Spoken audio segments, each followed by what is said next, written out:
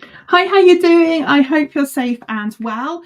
Welcome to another episode of the NLP Talks Podcast. It's really great to have you here. If you're a regular listener of the podcast, you will be aware that what we do on the podcast is we will record this as a pre-release, so it goes out live on YouTube and into our Facebook group, and then a couple of days later, once it's been edited and tweaked a little bit, then we formally release it onto our podcast platforms. Now, you know what technology is right? So I'm having a little bit of tech problems today. So what I'm just going to do is I'm manually going to post the link into the Facebook group. So bear with just a second while I do that.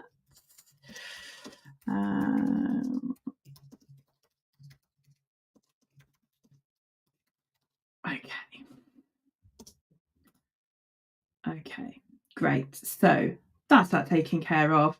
So we can get back to the podcast episode. So today is a deep dive episode with me, Laura Evans. Of course, I am the host of the NLP Talks podcast and the lead NLP trainer at Unleash Your Potential. And boundaries and relationships is something that I have been asked to talk about on many an occasion. And finally, I found the time to pull some things together for you to share with you around what boundaries are, why I think they're so important, and what can NLP offer us in the space of boundaries and helping us to create healthy relationships with ourselves and others.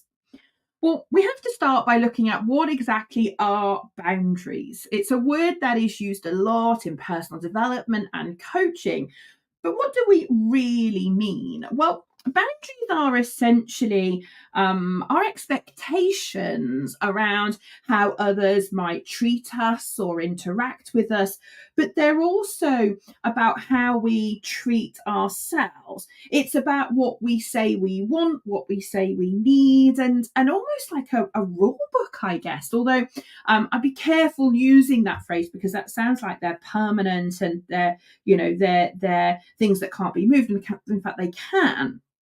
And so in this episode, I want to talk you through what they are and how they work and give you some tips and tools on how to make the most of it. Now, one of the people that I love in the area of boundaries is a lady called Nadra, get the right name, Laura, Nedra Glover Tawab. And she's written all about boundaries, and I've watched a couple of her YouTube videos and I think they're really, really helpful. So huge respect to Nadra because I think she's contributed a lot to this field of boundaries. But the first thing I want to say about boundaries is your boundaries are yours to build. No one else can give you your boundaries. You can say that you're going to abide by other people's boundaries, whether that's your family's expectations of you, societal, cultural expectations of you. But actually, you have a responsibility to really build those boundaries yourself.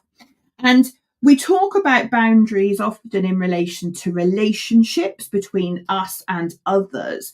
But actually, the facts are that your boundaries are about you and they're about honoring you and your needs and your goals and your values. And it's all very well people going, oh, well, I've told them what I expect and I've and they're still not doing things. Well, that's your responsibility because your boundaries about what you expect and what you'll tolerate are absolutely down to you. So I want to start out by saying right up front that boundaries and this podcast episode is not about us beating up metaphorically other people and criticizing other people. It's about us being at cause. Cause is something that we talk about a lot in NLP, about us taking responsibility. And if your relationships are challenged, or you're in a difficult situation with maybe a family member or a work colleague, the only person that can actually make a difference is us. We are the ones that have to either communicate, restate, or something else in relation to those boundaries. Because if they're being run over by other people, then we've allowed that to happen. So this is not an episode where I'm going to be sitting here criticizing everybody else, more so about trying to equip you and I with tools so that we can be at cause, so that we can take some responsibility.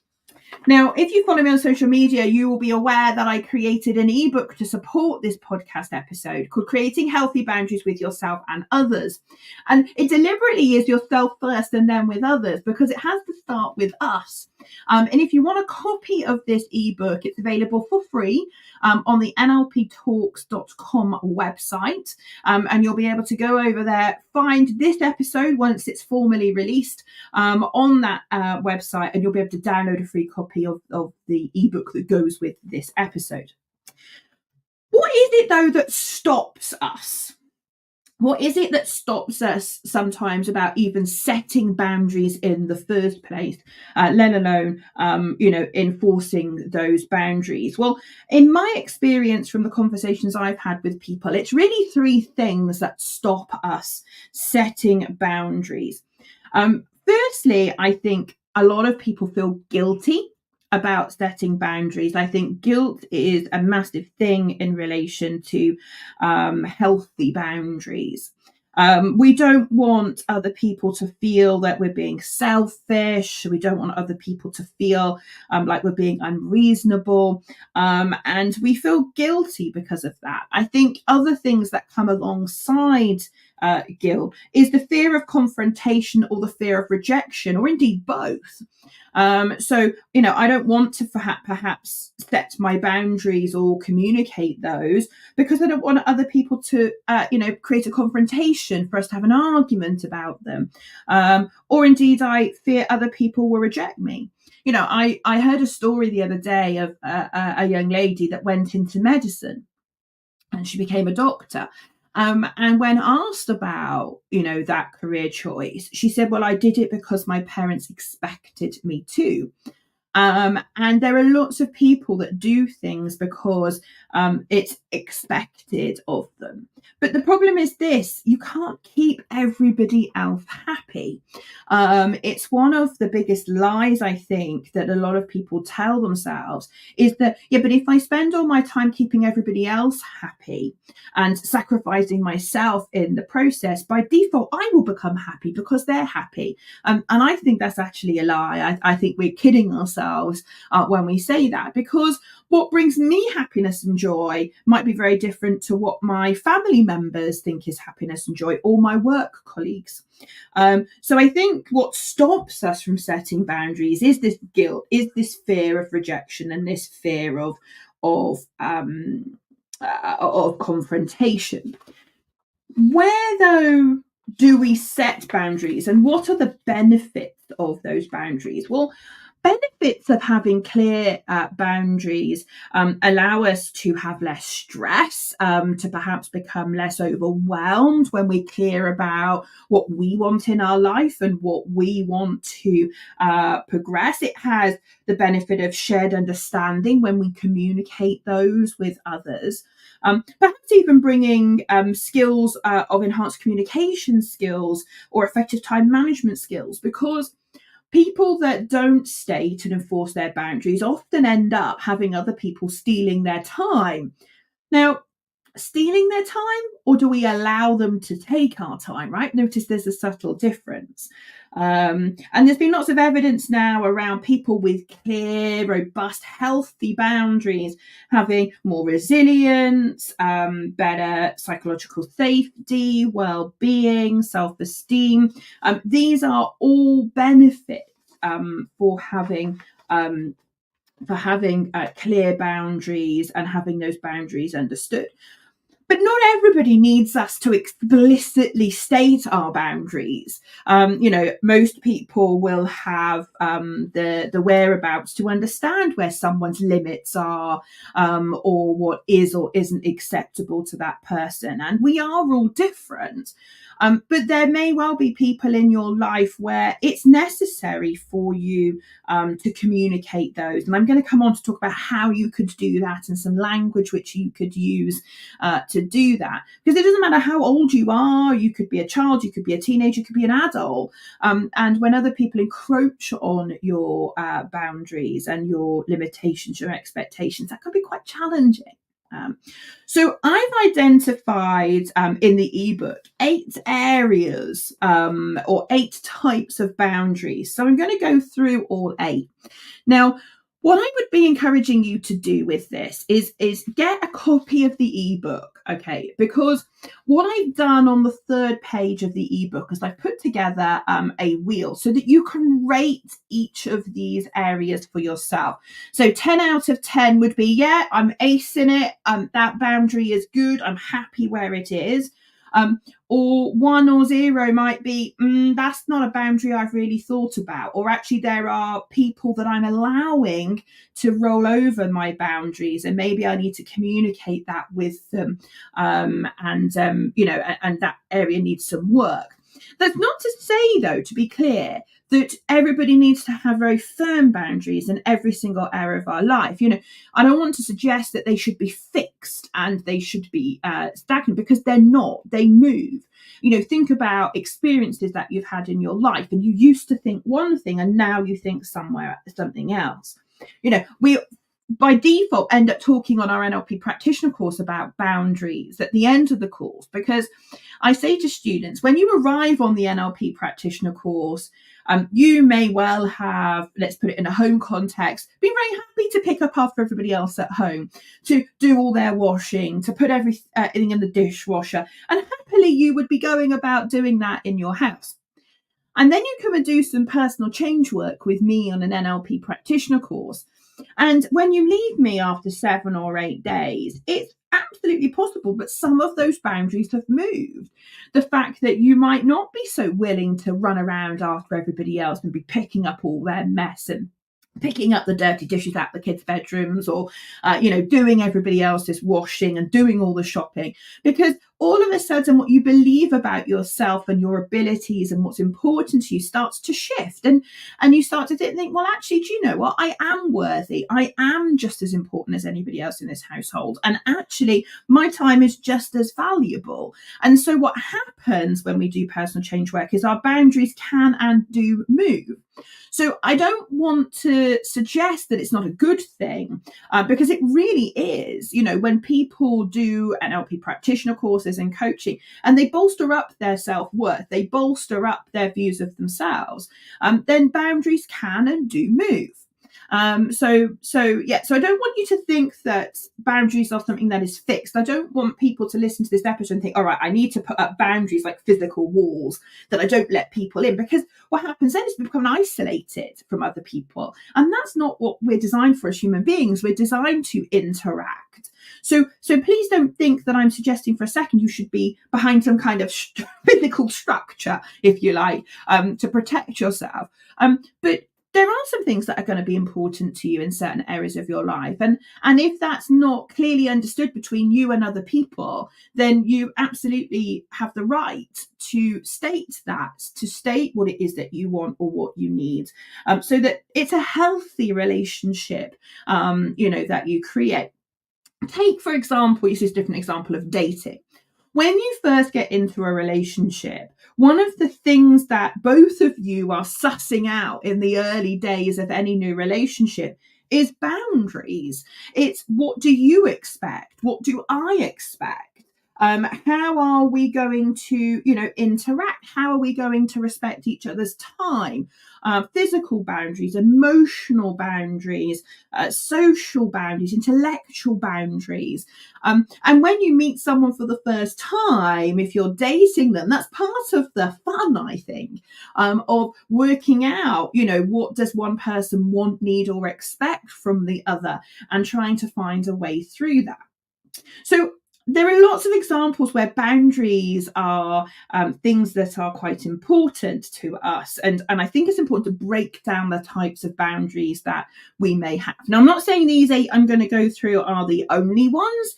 For you, there may be other ones. But as I'm just going to go through all 8, have a look at the circle, the wheel that I've put into the ebook for you. Or if you haven't got it, just as I'm going through them, listen to them and think, right, if I was to give myself a 10 out of 10 in terms of how comfortable I am, that I have healthy relationships in this area, or healthy boundaries in the relationships in this area, then you give yourself a 10 out of 10. And if it's not, and you think, actually, some conversations I need to have with a few people, then you might give yourself a 5. Or if actually this is an area of your life where you have no boundaries, then you might give yourself a lower score. And by the way, your boundaries might be different with different people. So if you take, for example, emotional boundaries, how much you share of your vulnerabilities, your feelings, and so forth with one person might be different to someone else. For example, let's say that I have a sister and I say to my sister something about my feelings and how I'm feeling about a particular situation. I say, don't tell mum, but I'm really struggling at the moment with X, Y, and Z, and I'm feeling a bit vulnerable in my relationship, and I'm just struggling a little bit. Now, if you tell her not to tell your mum, and then she tells your mum, she's gone across one of your boundaries. She has violated, is what they would call it, one of your boundaries. And you'll probably address that with her, hopefully respectfully, and hopefully in a way that is productive and helpful. And you might go, okay, I kind of said my piece, and that boundary is going to move a little bit with that person now. I might not be quite as open with them because I'm not sure that the trust is there as much. And if she does it again, then you might stop talking to her at all about all of that. So boundaries can be different for each person, but they can also be different in different relationships that we have with other people. So let's go through them then. So physical boundaries, this is the first one. So physical boundaries cover your physical being, your body, your personal space, and your property, i.e. your home. Now, your physical boundaries may include other things for you as well. And it also includes closeness, respect, and privacy. So, for example, when it comes to physical boundaries, there is this idea that we should consider how we feel having people in our personal space, how comfortable we are with having people very close to us. And some of us are very happy with that, and some people are not. So how do you communicate that with someone else, that you would need a bit of space? So these would be things like physical boundaries. It could be, people calling unexpectedly at your house. That might be something you're not comfortable with. So, you might need to say to your friend, next time before you pop round, just drop me a text, check I'm here. And that's a soft, subtle way of trying to enforce your boundaries so that they don't always just knock on the door and come in, and it's not always suitable for them to be there. So it doesn't have to be confrontational when you're enforcing boundaries or sharing or stating those boundaries, perhaps even in the first place. You've then got intellectual boundaries. So these relate to boundaries that we have about how we and others share with us opinions, thoughts, ideas, beliefs, and conversational topics. Some may refer to these as communication boundaries. So there are certain things that just are off limits in certain relationships, for example. You might have very, very different political views compared to another family member. And that might just be something that is something you don't want to talk about because you love that person, because you care for that person. And you might have very different opinions, thoughts, and ideas about what is right. But violating them might be when someone belittles someone else because of those boundaries, or perhaps being dismissive. Emotional boundaries is the third one. I've talked a little bit about this already. So this relates to feelings, trust, vulnerabilities, and healthy boundaries might include things like what, where, and how much of your emotional life you share or don't share with a particular other individual that you might interact with. Violations might include things like people invalidating your feeling or making fun of those feelings. Sexual boundaries. This might include emotional, intellectual, and physical aspects of sexuality, or our intimate relationships. So husbands and wives and same-sex partners and things. So our intimate relationship. And again, here there are boundaries, and for a healthy relationship, there needs to be clear understandings of limitations, desires, and consent, of course, is absolutely key. Violations in terms of sexual boundaries might be inappropriate touch or inappropriate comments. Wolf whistling here in the UK is something that makes a lot of people uncomfortable. So these would be where someone's boundaries perhaps have been violated. You've got material boundaries. So these are boundaries that relate to your possessions, money, and goods. And those items, physical material items that you have in your life that are important to you. And healthy boundaries and limits might be where you've decided who and what you're going to share things with. Violations of material boundaries might be where people steal from you, or damage things, or put undue pressure on you to lend them items that perhaps you might not feel comfortable with.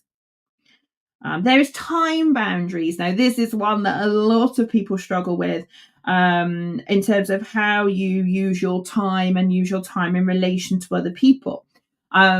Now, there may well be other people that pull a lot on your time and you allow them to do that. Or it might well be that you're not enforcing your own boundaries with yourself in terms of making sure that you have a balance between work and play, for example, time for hobbies, relationships, and self-care. Then you have your social boundaries. So these are all about the expectations and limits that we set in terms of our friendships and social interactions with others, and how much you let other people influence your actions. And then digital boundaries, again, one that comes up a lot in the coaching conversations I have with people, about setting boundaries and limits on your digital engagement, the amount of online content or the type of content which you're consuming. I know a lot of people these days limit the amount of news that they consume because news on the TV or online is always negative, and there's always something bad to report. Digital can also be about your boundaries, about what you're willing to share online as well. So there's 8 areas or types of boundaries there for you to think about. And as I was just talking them through, I think it's important to start to think about boundaries and what makes those boundaries healthy for you, and allow you to do, because this is ultimately about you. This is ultimately about your life, your quality of life, you having the time to do the things that you want to do, having balance in your life. Like all of these things, are really, really important. So how do you go? Okay, so that's all well and good, Laura. Like, I understand that there are these 8 areas and types of boundaries, but how do I start to identify what my boundaries are? Perhaps you've never even thought about this before. Well, the thing is, in different situations, first of all, to pay attention to what you're feeling in different situations. Now, Nadra, in a podcast episode I saw her doing, made a great suggestion, which was to pay attention to what you're complaining about. So if you're complaining that lots of people are calling into your house and you're not comfortable about that, well, that shows you there's a boundary there that people are probably unintentionally crossing. So perhaps it's something that makes you uneasy or makes you stressed. these all things might signal a need for a boundary, a need for you to identify and then communicate that with those people, that are impacted. But Nadra, in the podcast episode I watched, made a very, very good point, which was you shouldn't delay with sharing and communicating your boundary if you think one needs to be put in. Because let's say, for example, that you've gone years and years and years about not saying something because you've tolerated it, because you've put up with it. And then, 7 years down the line, you'll start saying to someone, well, actually, that's a problem for me. That's a concern for me. That's going to be a surprise for them, because they're going to sit there and go, well, hang on, for the last 7 years, you've not worried or bothered about that. How comes this all of a sudden it's a problem? So, her advice was certainly don't delay. And I think that's really sound advice in terms of once you've identified a boundary, then you need to communicate that. But this idea of what do you complain most about probably will lead you to identifying a boundary which someone perhaps has crossed over. The other thing you can look at in terms of identifying some boundaries that might be causing you some stress or unease in your life is knowing your values. And it's something we talk about quite a lot on our Master Practitioner course, because if honesty, for example, is something that's really, really important to you, that obviously is a value, and truthfulness then becomes, a boundary. When someone lies to you, they've crossed the line, they've crossed that boundary, and it's being able to know that that is what it is, and choosing what to do as a result of that. And you could also try to identify boundaries in terms of past experiences and reflecting on those moments where other people may have crossed your boundary, perhaps once or perhaps even repeatedly. And that also can reveal your boundaries. So I'm not saying that in every single relationship you have to have them, these boundaries. But if you're becoming stressed, if you're becoming uneasy in a situation, it might well be because someone has crossed that boundary and, you haven't, for example, realized, perhaps you haven't even realized that's what's happened. And as I say, they can also shift over time, remember. Worth being aware of that. So if you've identified a boundary and you think that boundary has been crossed by someone else, then I think it's incumbent upon you to have a conversation with that person about that, and to start to get clear with them on that boundary. Now, in the ebook, I've gone through some guidelines here and some ideas about how to effectively communicate respectfully, calmly, clearly, and specifically. So what specifically is it that you're uncomfortable with? I statements are quite helpful when it comes to sharing where you're uncomfortable, and resist the temptation to get into debates with people about your boundaries. You don't have to justify your boundaries. You don't have to explain your boundaries. Other people don't have to agree with your boundaries. But what they absolutely would be asked to do is to respect those boundaries. If that's a line, if you like, that you've drawn, and someone else has crossed that. I think a lot of the stuff around boundaries focuses on self-care. Remember, your boundaries are to protect you. They're to ensure that you are able to look after yourself, for you to prioritize your well-being. But identifying and communicating those boundaries where someone might be innocently crossing them is one thing, but certainly your behavior is key. So let me give you an example. So let's say that you have a friend who calls you a lot during the day and texts you, and for you that's not acceptable. That makes you quite uncomfortable because you're at work, you want to be diligent at work, and so you find yourself having a conversation with that person and saying, look, I work obviously during the day, Monday to Friday, so could I just ask you to be mindful of that? Maybe drop me a text rather than call me, because I'm going to find it really hard to answer calls during the day because I'm working. So you've identified a boundary, you've communicated a boundary, and you kind of go, okay, great. but then the next day they call during working hours. You can see it on your phone, and so you pick up the phone and answer it. Now, maybe in your head you're thinking, well, I've already told them I don't want to call me during work hours, but they're ringing me. So perhaps in your head you're going, okay, well, maybe this is urgent. Maybe there's a crisis, right? And you answer the phone and you go, hi, is everything okay? And they go, yeah, I was just ringing to catch up. Now, inside, you're probably going, oh my goodness, I said just yesterday, I don't want you to call me during the working day. But the problem is this. You identified your boundary, you communicated your boundary, but your behavior didn't back up that boundary because you've answered the phone. So again, you may have to go back and restate that boundary, but you've got to be really careful that your behavior backs up the boundary that you've identified and communicated with that person. And you don't have to do it in a serious, heavy, confrontational way. I mean, you might use a bit of humor or a bit of lightheartedness, like saying to your friend, oh, next time, make sure you drop me a text before you come over just to check I'm here. You don't have to sit there and go, you've crossed my boundaries and you mustn't come to my house without calling. And, you don't say that. You casually can say these things. So these kind of tips are in the book for you, ebook. Now, what I've also done in the ebook, because I know this is a little bit tricky for some people, is I've actually given you some suggested statements in the ebook about things you could say.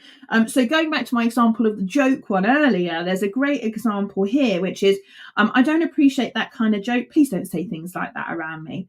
And again, that's okay, great. And the person's probably like to apologize to that. That's not difficult. Or perhaps someone is pushing you in an area to make a decision, then, and you don't want to be pushed, that making you feel stressed and uncomfortable. Then you could try and say, okay, yeah, thanks for that. I just need a bit of time to think about that. So you can do that. Perhaps you've made a decision about something and the other person is not agreeable to that. Well, they don't have to agree to the things that are involved with your boundaries. And there's a great example here. I've made my decision about this and I need you to respect it, even though you don't agree. So there's some great examples here that I found on the internet that I think are quite helpful. So I've put them in here for you as well. So like I say, it doesn't have to be a big conversation. It doesn't have to be a great big label on it going, we need to have a family meeting to talk about boundaries. Like, you don't have to make a big deal about it. But you can just say, hey, before you pop round next time, just give us a call and just check that we're here. You see, the problem is if you don't have these conversations about your boundaries, the real risk is that you become overwhelmed, the fact that you become overcommitted, and you might end up, spreading yourself too thinly. I mean, time and the digital one, if I'm honest, they're the two ones that I struggle with the most. I do have a tendency to scroll on my phone, and that's not a healthy boundary. But that's my boundary with myself, right? You can't blame everybody else for, issues that you've created. Time, when you give other people time and you spread yourself too thinly, then, you have to take responsibility for that, right? You have to start to behave differently. Now, I've, again, in the ebook put in an exercise here for you to do about things I will no longer tolerate, and identifying old behaviours and perhaps new healthy boundaries. So have a look at that. And I've also put in here some social media boundaries. It's okay to mute people online. It's okay to not respond. It's okay to block people. It's okay for you to take a break when you need to. It's okay for you to post about things that bring you joy, not because it's an expectation that other people think that you should. So it's quite an interesting idea, this idea of boundaries. But like I say, not everything relates to other people. Now, in the ebook, I've also done a section on evaluating your own boundaries with yourself, which is also a really interesting idea, because it's not always about other people, and a lot of people end up people pleasing, and you've got to stop to kind of think, well, how does that happen? Because we give our time to other people, we agree with things that perhaps we don't want to agree with, and how does that happen? I mean, during the pandemic, everybody was at home, right? Social isolation, if you can remember it. And actually for a lot of people that was actually really good, and they enjoyed the fact that there was no expectation that they had to go out. And then all of a sudden lockdowns all finish, and social isolation stops, and then all of a sudden there's all these social gatherings again, and people feel obliged to go, people feel obliged to say yes, when actually they would really quite rather say no or find an excuse not to go. And it's really interesting because, what makes us do that? What makes us say yes when we really mean no? It's a really interesting one. Now, on our master practitioner program, we talk about values level thinking. And if you're a master practitioner and you've done values level thinking, you'll be familiar with values level 6. And I think boundaries, identifying, enforcing, communicating boundaries for values level 6 is probably one of the hardest levels, one of the levels that find it the hardest to set and live even by their own boundaries. So let me explain, in case you're not familiar with values level thinking, kind of how this all fits. Well, values level thinking is essentially the predominant level at which we think. Now, different NLP schools train different modules. We're obviously accredited by the ABNLP, so they talk about 7 levels. Now, there is an argument that there's more than that, but certainly the personality profiling tool we use assesses 2 to 7. And I'm not going to do a deep dive into that. Maybe I'll do that on another episode. But values level 6 is a beautiful level. Values level 6 is people where their predominant thinking is focused on themselves, developing themselves, being the best version of themselves, doing the inner work, focusing on their growth. And for some, values level 6 can be quite spiritual. But one of the biggest drawbacks of values level 6 is this idea of sacrificing self for the benefit of others. So sacrificing self for the benefit of others. It's also a trap around acceptance and wanting to have other people accept us. And it can lead to people pleasing. It can lead to us not respecting our own boundaries around time, emotions, and all the things that I've talked about. And giving too much of themselves is something that I see quite a lot of in values level 6. So sacrificing self for the benefit of others, this idea that I'm not as important as other people, this idea that I should, I should go to the family gathering because it's expected, or I should go to the work party because it's expected. Can you hear the essence, the undertone of acceptance and wanting to be accepted by others? And it's one of the biggest lies I think a bunch of people tell themselves, which is that they fall into this trap that if they make everybody else happy, by default they'll become happy. And I think it's one of the biggest lies some people tell themselves, because you need to do what makes you happy, what fills you up, and you don't need permission to do that. And if you're needing permission, well, here it is. I'll give it to you. You have permission to do what makes you happy and what fills you up. I was having a conversation with a gentleman just yesterday, and I said to him, do you know what? You only come into this life with one person, and you only leave with one person, and that person is you. And when you leave this world, and whatever your view is of what comes next, but when you leave this world, you can't take your material possessions with you.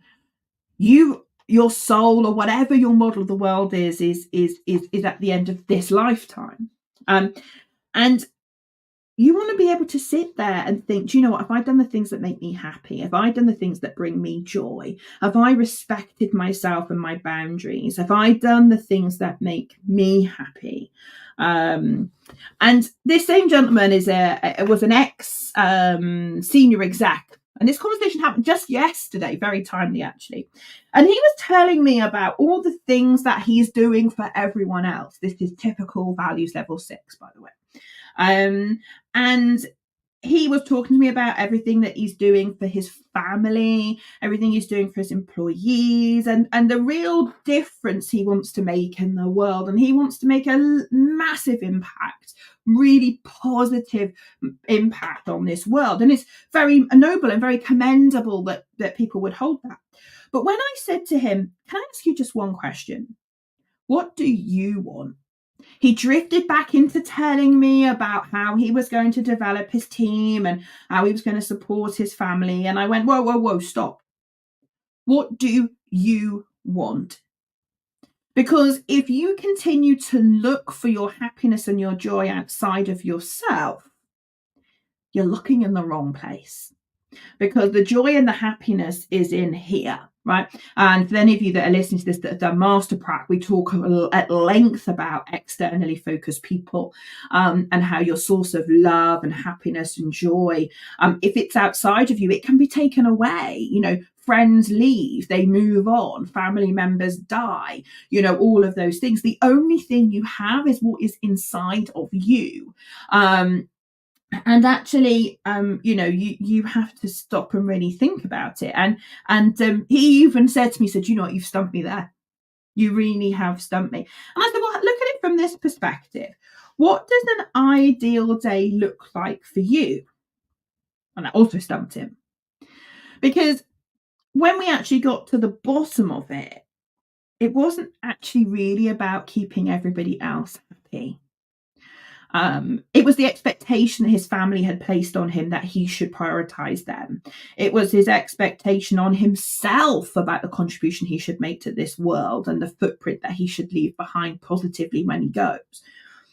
But actually, it's a really interesting one. You know, I was talking to a coaching client just this morning about retirement. And so many people chase retirement, right? It's 10 years to go, it's 5 years to go, it's a day to go, whatever. And then they get there, and then what do you do with your life? Because you've lost your old identity of being the employee or the business owner that you were. And then you're left with, what do you want? What do you want? It's an interesting one. So I'm a massive fan of people identifying their boundaries, making sure that those boundaries are healthy, and that will be different for different people and different relationships, and for different ways that we can compassionately hold ourselves to account on our own boundaries, social media, time, and so forth. But I think more of us should spend a little bit more time honouring our own boundaries, honouring the limits and expectations that we have, because you cannot be everything to everyone else. And if you try to be everything to everyone else, then you are very much vulnerable to spreading yourself too thinly. You know, we only have so much time and energy.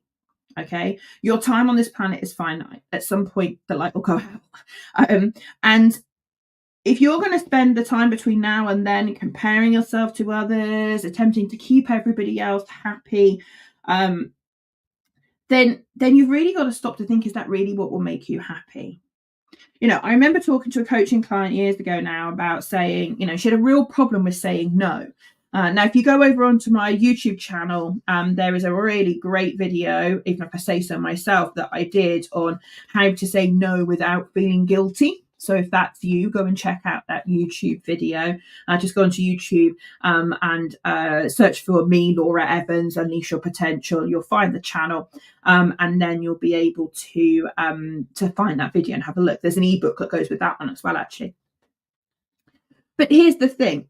When you say no to one thing, you create the space to say yes to something else. So rather than feeling like you should be out every Friday and Saturday night socializing with people, if you say no to just one of those, I'm not saying it's not one extreme to the other, okay? Please don't think that.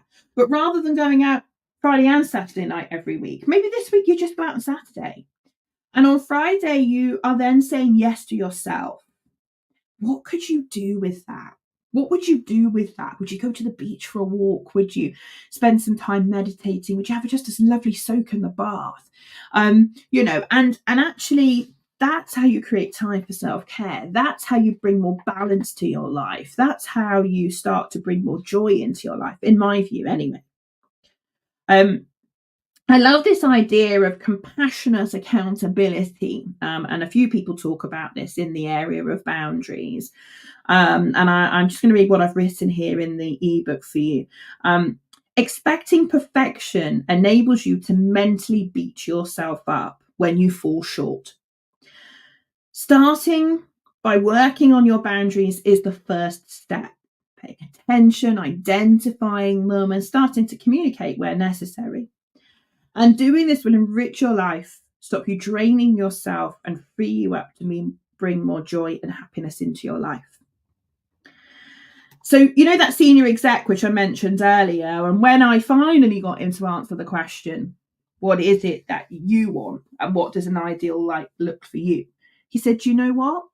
I'd love to get myself into a situation where I could go and walk on the beach every morning before I start dealing with everything else. And I said, and that is simply a decision away. It reminded me, in fact, of the old saying of put your own oxygen mask on first, right? So it's quite interesting. Now, when it comes to NLP and, you know, and how can we, really add value in the space of boundaries, there are a number of NLP techniques that I think really lend themselves to coaching conversations around boundaries. So a number of you listening to this podcast episode will be coaches, may well already be trained in NLP, or maybe aspiring to get involved in NLP. And so I'm just going to spend a little time just talking about some NLP techniques that I think really support people in having healthier boundaries. So one of the obvious ones, I think, in this space is meta model questions. So meta model comes from the language of specificity. The NLP community, Bandler and Grinder, studied Virginia Satir. And there was this idea with Virginia Satir that lots of people globalize their problems. And actually, by helping people become very specific about their problems, she was much better able to help them find solutions. Okay, now it's a bit broader than that, but for the purpose of this episode, that will give you enough. And some great questions that you could ask yourself as self-coaching questions, as well as questions which you could ask a client if you were a coach, would be questions like, what specifically is the boundary here that we're talking about? So if you were a coach, then, you know, no client's going to come into the coaching room and going, oh, I think I'd like to be talking about boundaries today. It doesn't work.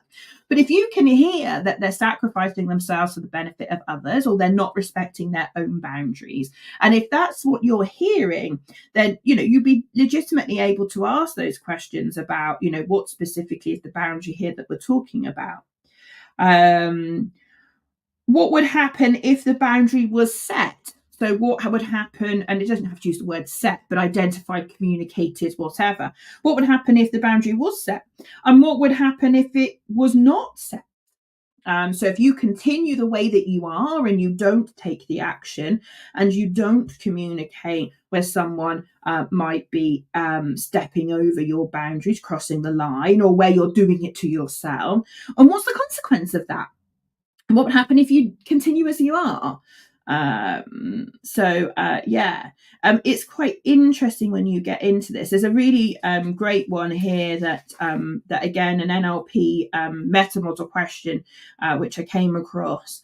How specifically can this boundary best be communicated as soon as possible? What would happen if you didn't communicate this boundary? How specifically will this boundary impact your well-being in terms of your energy, your engagement, your relationships, your joy, your happiness? How might it impact, or how specifically will it, setting this boundary, impact on other areas of your life, your physical health, your finance, your career, personal development, spirituality? So meta model questions are all about getting really, really specific. Now, if you're also trained at NLP practitioner level or above, you'll also be familiar with intent and positive intent.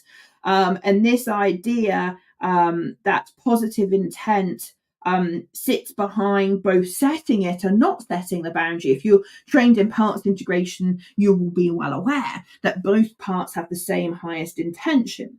So again, an NLP practitioner or coach could well help a client by looking at some parts integration work about, what's the positive intent behind not setting the boundary? What's the benefit here? What is the advantages of not setting that boundary? And on the other hand, what is the positive intent behind setting it? And being clear, and see if you can find that positive intent behind both, because that will lead you to possibly some change work, which you could do with the client. But it's quite interesting when you start looking at that. So that's also things we could absolutely look at. In NLP terms, if you were coaching someone in the space of boundaries, it might well be that helping them build their confidence, doing some anchoring, circle of excellence might also help, because it takes courage and confidence when you've identified a boundary. Someone might have crossed that line. It takes confidence and courage to communicate that with someone else, and the confidence to say no. There may well be some inner work that needs to be done with the person around self-worth, whether they deserve certain things. So, there's maybe some limiting beliefs and stuff. So definitely probably some mindset work for a client that you're working with in relation to boundaries. Another NLP technique, which I think again lends itself to work within boundaries, is perceptual positions. This ability to disassociate and be able to be the fly on the wall, looking at past situations, looking at the different roles that might be going on. So if a client that you're coaching has some frustration with another family member or a work colleague, and boundaries are part of that problem, you could get them to do position 1 themselves, position 2 the other party, and position 3 the objective observer. Now, if you're not trained in NLP, these are all techniques that we train on our NLP courses. But if you are trained in NLP, you'll be familiar with these. Certainly, these are all tools that I think lend themselves very well to working with a client on boundaries. The other thing, if you're a master practitioner of NLP, the other thing that I definitely would be doing is looking at, for example, Cartesian logic as a tool to help someone really think through their boundaries. I also think work on values can be really important in relation to boundaries and what's really important to people. I think values lead us to the place where we might need to set boundaries in certain relationships or with ourselves. So I think, that also can be quite interesting. So the whole bunch of techniques, ways of thinking, modalities that we have access to that I think really would enable an NLP practitioner or a coach to really help a client where boundaries, have become a problem for someone. So boundaries is a massive topic, and in this episode, I hope that I have enabled you to understand boundaries a little better. Healthy boundaries with yourself as much as healthy boundaries with others. But learning to set healthy boundaries takes time. Okay, so this is not a magic wand, it's a process. Boundaries should only really be set when it's right for you, not because someone else tells you to. And be kind to yourself, because you don't always get it right the first time either. Remember, it's normal to have different boundaries with different people and situations, and it's normal for boundaries to move and change over time. They will and do. But what's important is that you realize when you're doing something or someone else is doing something that makes you uncomfortable, makes you uneasy, is making you stressed, and having the courage to identify if a boundary needs to be put in place, and the confidence to communicate that boundary as well with that. Now, if you're in a relationship that might not be safe and people are exhibiting behavior towards you that are harmful and abusive, then please seek out professional help from charities that can support you and guide you to take further steps. There are many great charities all the way around the world. If you're in a relationship where someone else is violating and crossing your boundaries and you've attempted to deal with it and you can't, there's lots of great organizations out there that you can help.